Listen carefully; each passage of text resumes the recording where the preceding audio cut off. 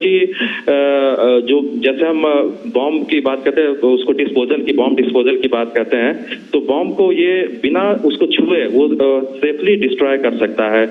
एक ये प्रोजेक्ट है और उसके अलावा जो लैंडमाइन का डिटेक्शन भी कर सकता है ये ड्रोन। तो मिलिट्री के लिए ये काफी एक इम्पोर्टेंट एक प्रोजेक्ट है जिसको बच्चों ने तैयार किया है।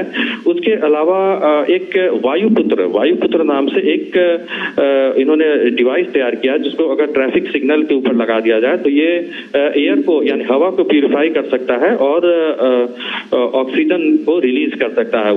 जैसे एयर ट्रैफिक पे काफी लोगों को पॉल्यूशन का सामना करना पड़ता है ट्रैफिक सिग्नल पे, तो ट्रैफिक सिग्नल पे अगर इसको इंस्टॉल कर दिया जाए तो वो हवा को प्रदूषित को प्यूरिफाई करने में ये मददगार साबित हो सकता है। वायुपुत्र नाम का ये प्रोजेक्ट है जी। उसके अलावा दिव्यांग जनों के लिए भी एक रोबोटिक प्रोस्थेटिक डिवाइस दिव्य हस्त नाम से बच्चों ने तैयार किया है जो दिव्यांग जनों के लिए काफी मददगार साबित होगा।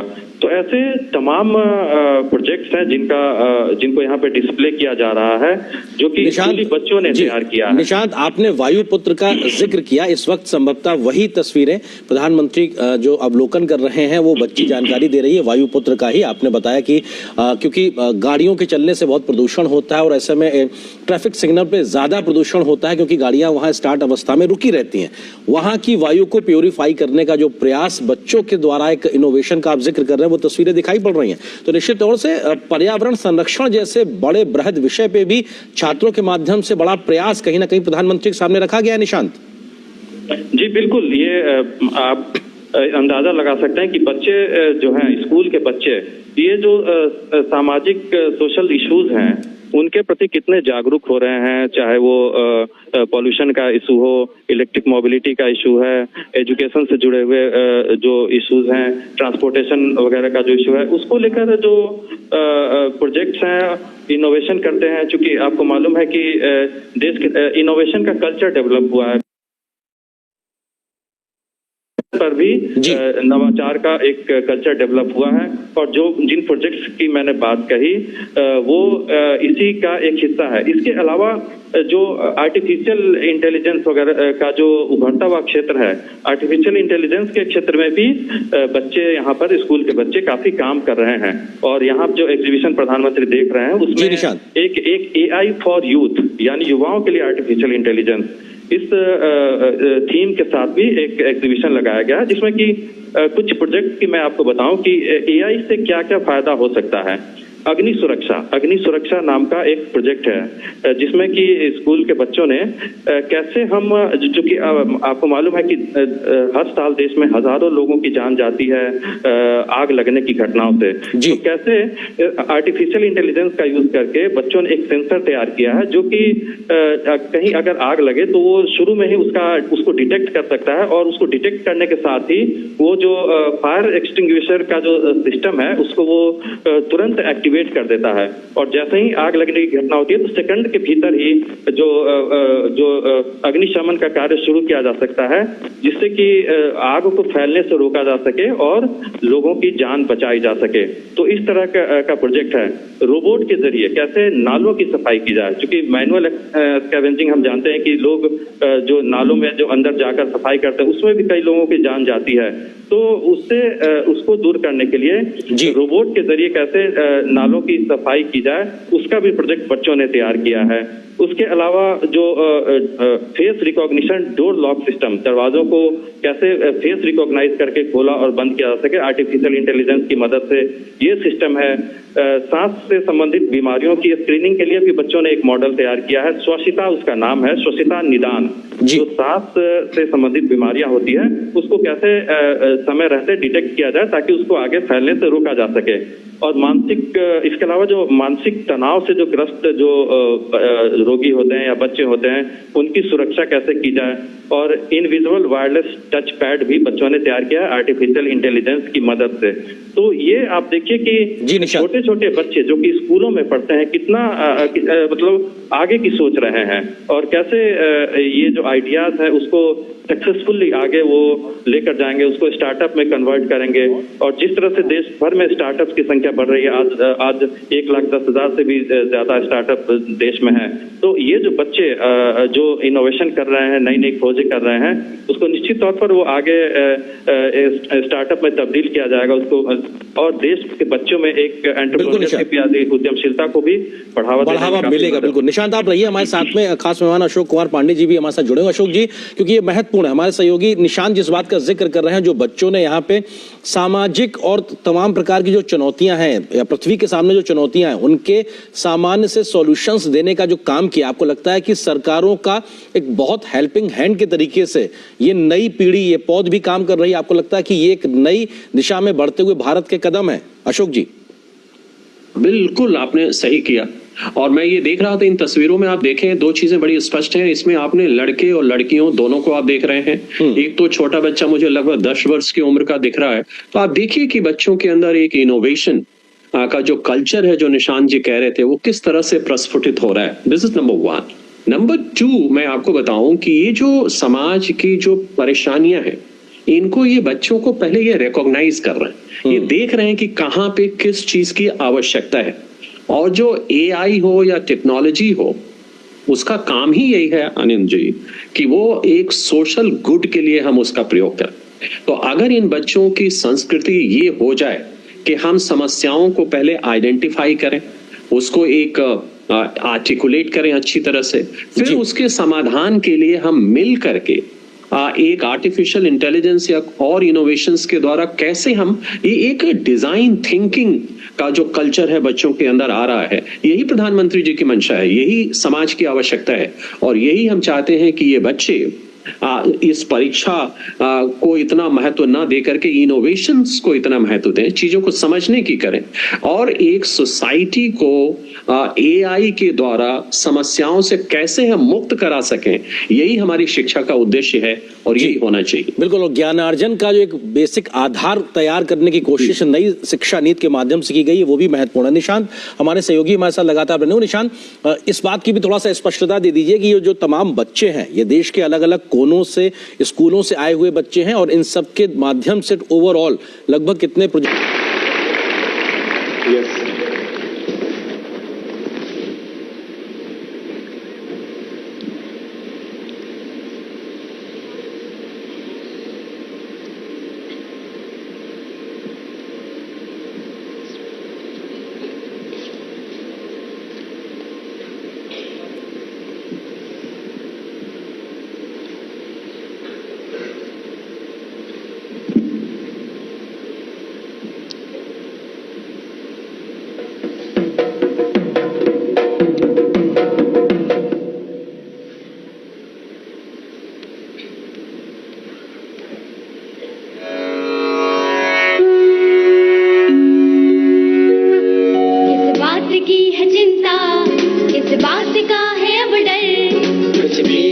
कठिन है हम ठान ले जो अगर जीवन परीक्षाओं से है भरा, आओ करें परीक्षा पे चर्चा। जीवन परीक्षाओं से है भरा, आओ करें परीक्षा पे चर्चा।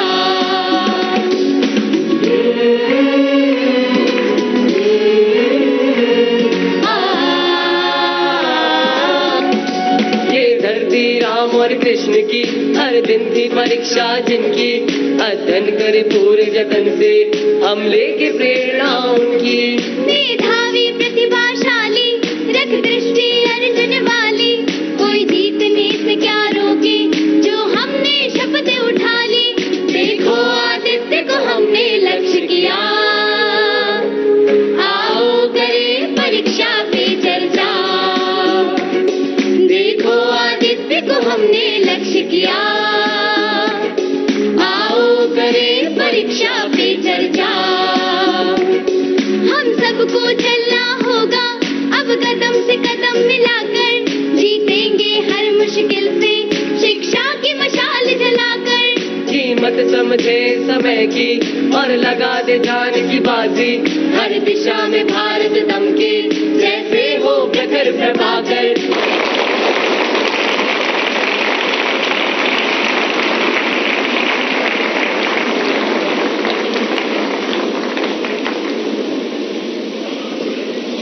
अभी मैं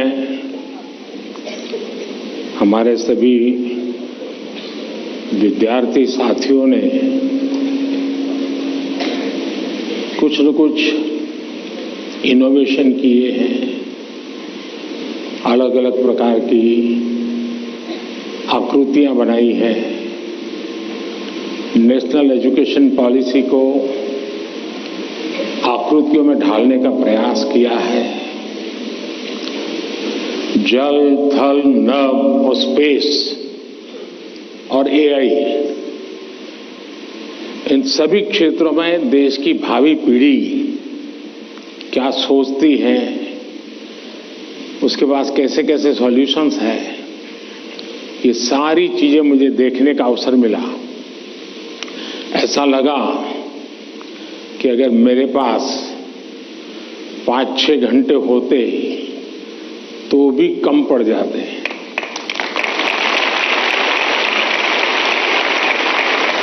क्योंकि सबने एक से बढ़कर एक प्रस्तुति की है। तो मैं उन विद्यार्थियों को, उनके टीचर्स को, उनके स्कूल को बहुत बहुत बधाई देता हूं और आपसे भी आग्रह करता हूं कि आप जाने से पहले उस एग्जीबिशन को जरूर देखें और उसमें क्या है उसको समझने की कोशिश करें और अपने स्कूल में वापस जाने के बाद अपने जो अनुभव है वो जरूर और विद्यार्थियों के साथ शेयर करेंगे। इधर से आवाज आई, उधर से नहीं आई, उधर से नहीं आई, करेंगे? मेरी आवाज सुनाई देती है ना? अच्छा, आपको पता है आप किस स्थान पर आए हैं?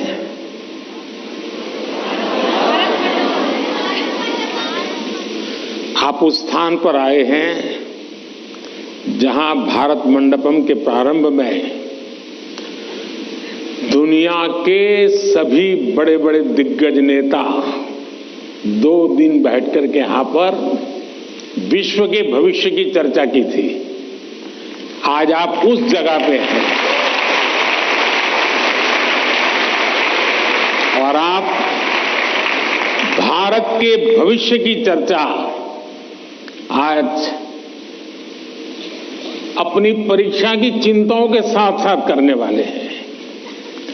और एक प्रकार से परीक्षा पे चर्चा ये कार्यक्रम मेरी भी परीक्षा होता है और आप में से बहुत से लोग हैं जो हो सकता है कि मेरी परीक्षा लेना चाहते होंगे। कुछ लोग होंगे जेन्युइनली जिनको लगता होगा कि जरूर कुछ बातें ऐसी पूछी जाए जिस पर समाधान खुद को भी मिले, औरों को भी मिले। हो सकता है हम सब सवालों को तो एड्रेस न कर पाए, लेकिन ज्यादातर उन सवालों के कारण बहुत से साथियों को समाधान हो जाएगा। तो आइए हम प्रारंभ करते हैं, ज्यादा समय न गंवाते हुए। कहां से शुरू करना है?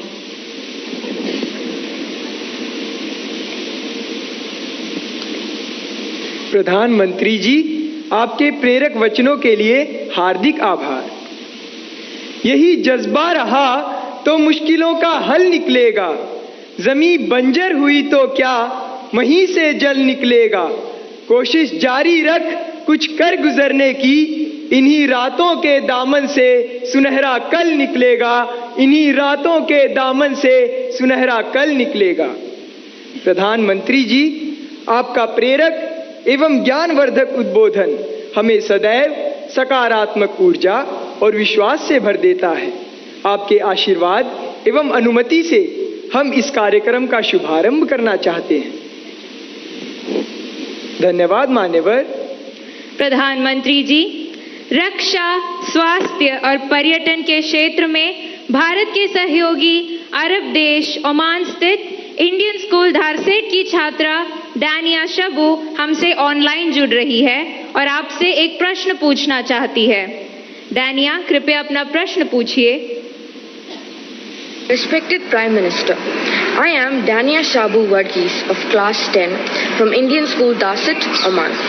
My question is, how do cultural and societal expectations contribute to the pressure students feel during examinations, and how can these external influences be addressed? Thank you.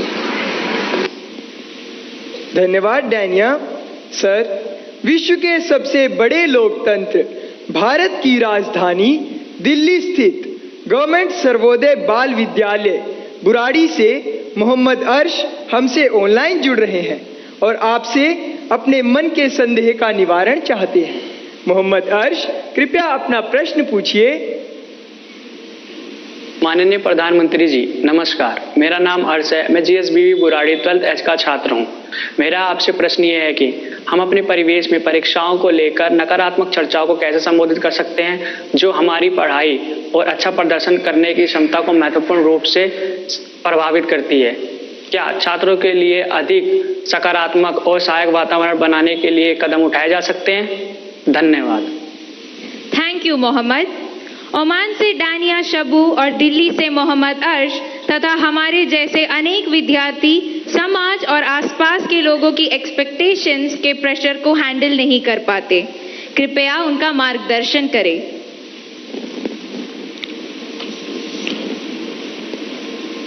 शायद मुझे बताया गया कि ये परीक्षा पे चर्चा का 7वां एपिसोड है और जितना मुझे याद है मैंने देखा है कि ये प्रश्न हर बार आया है और अलग अलग तरीके से आया है। इसका मतलब ये है कि 7 साल में 7 अलग अलग बैचेज इस परिस्थितियों से गुजरी है और हर नई बैच को भी इन्हीं समस्याओं का सामना करना पड़ रहा है। अब विद्यार्थियों की बैच तो बदलती है लेकिन टीचर की बैच इतनी जल्दी बदलती नहीं है। अगर टीचर्स ने इन अब तक जितने मेरे एपिसोड हुए हैं उसमें मैंने इन बातों का जो वर्णन किया है, अगर उसका कुछ न कुछ उन्होंने अपने स्कूल में एड्रेस किया हो तो शायद हम इस समस्या को धीरे धीरे कम कर सकते हैं। उसी प्रकार से हर परिवार में ज्यादातर हो सकता है बड़े बेटे ने या बेटी ने पहले एक आध बार ट्रायल हुआ हो लेकिन उनके लिए ज्यादा एक्सपीरियंस नहीं है। लेकिन हर माँ बाप ने किसी न किसी रूप में इस समस्या को जरूर अनुभव किया है। अब सवाल यह है कि इसका समाधान क्या हो। हम ये तो नहीं कह सकते भाई स्विच ऑफ, प्रेशर बंद, ऐसा तो नहीं कर सकते। तो हमने अपने आप को एक तो किसी भी प्रकार के प्रेशर को झेलने के लिए सामर्थ्यवान बनाना चाहिए। रोते बैठना नहीं चाहिए, मान के चलना चाहिए कि जीवन में आता रहता है, दबाव बनता रहता है, तो खुद को तैयार करना पड़ता है। अब जैसे कभी आप उस स्थान पे जाते हैं जहां ठंड ज्यादा है और आप किसी गर्म इलाके में रहते हैं तो हम मन को तैयार करते हैं कि आज अब मुझे 3-4 दिन के बाद ऐसे इलाके में जाना है जहां ठंड ज्यादा है। तो मन से आप तैयार करते हैं तो धीरे धीरे तो लगता है, पहुंचने के बाद कभी लगता है यार मैंने तो सोचा था उससे तो ठंड कम है। क्योंकि आप हमसे जुड़े रहने के लिए हमारे YouTube चैनल को सब्सक्राइब करें और नई वीडियो की नोटिफिकेशन के लिए बेल आइकॉन को दबाएं।